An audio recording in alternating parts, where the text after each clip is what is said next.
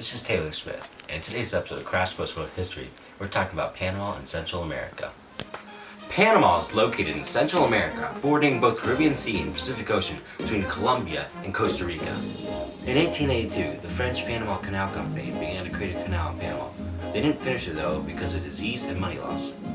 Because American diplomat in South America was predominantly focused on building an interoceanic canal, America wanted to start off where the French left. America had either two options: to either build their canal in Nicaragua, which is 200 miles to the other ocean, or continue the Panama Canal Company's progress. The problem arose when, though valued at only $40 million, the company wanted $109 million for their assets. Eventually, because no one else took the other offer, the company lowered it to $40 million. One word. Assets. Eventually, because no one else took the offer, the company lowered it to $40 million.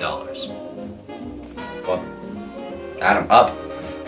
Though their problems weren't done with, America first had to make a deal with the British Clayton-Bulwer Treaty, which barred them from creating the canal. In 1901, Lord Pauncefote, a British ambassador, negotiated an agreement between the pact and giving the United States the right to build and defend a canal connecting the Pacific Ocean with the Caribbean Ocean. Then, America had to lease the Panamanian land from Colombia. The U.S. offered $10 million with a $250,000 rent that would last for 90 years, while Colombia insisted on $15 million and gave 1/4 of the money given to Panama Canal Company. America wouldn't have to make a decision because in 1903, Panamanians, egged on by Panama Canal Company, led a revolution against the Colombians. They eventually won.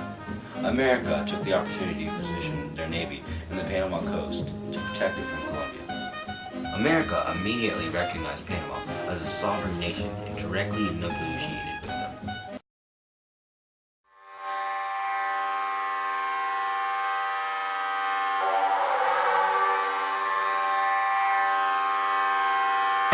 Early working conditions were so harsh that nearly all American workers deserted the year. 5,609 workers were killed.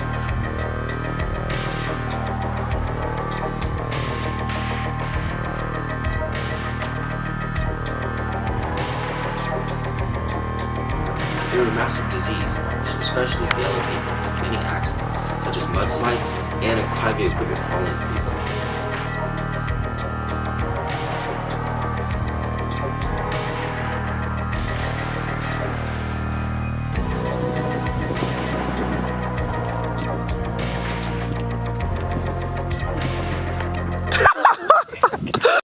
In 1914, the first vessels passed through the canal, and the American sphere of influence in South America increased.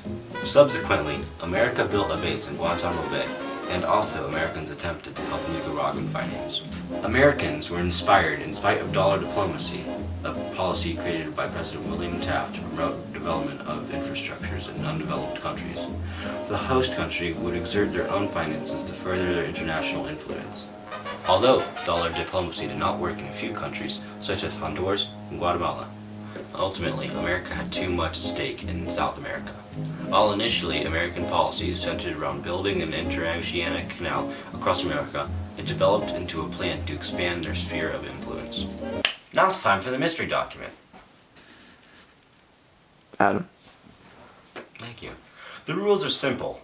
If I would guess it right, nothing happens. If I guess it wrong, I get beat up in the back.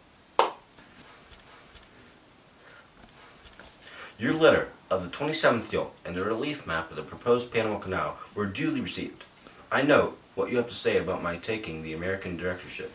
The position was tendered to me, and declined on the ground that I do not believe the project feasibly in the first place, and I should oppose it at any rate under any European management.